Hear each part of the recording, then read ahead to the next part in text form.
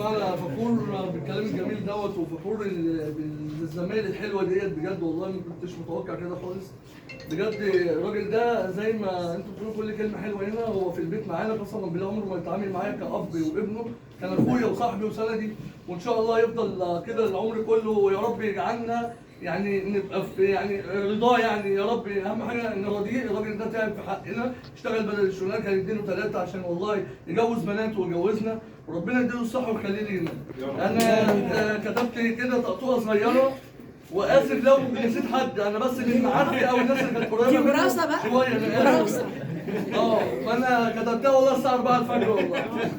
فعايز اقول له يا شيخ عصام يا حلو يا امين مخازن وزاره الماليه، طول عمرك شغلك يشهد لك، وانت فعلا حمال الاسيه.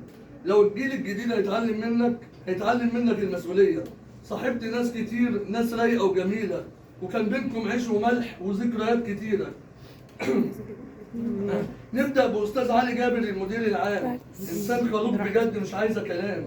ونيجي بقى يلا للصحبة الحلوة اللي كل اسم فيها عايزة له غنوة، هاني فؤاد وعادل الجمال وعادل وجيه، دول ناس أفاضل يا سعادة البيه. ونقول حسين شحاتة وأبو اليزيد، القعدة معاهم أكنك في عيد. وممدوح فاروق وأشرف كمال، ضحك وهزار ولا في الخيال. واشرف عصام وجمال ملك واحمد ابو النيل، يا بختك بيهم يا شيخ عصام يا اجمل زميل. وتحياتي لكل الزملاء والزميلات، هتفضلوا في قلبه في كل الاوقات. يا شيخ عصام، يا شيخ عصام ما قالش اسمه. مش هعدي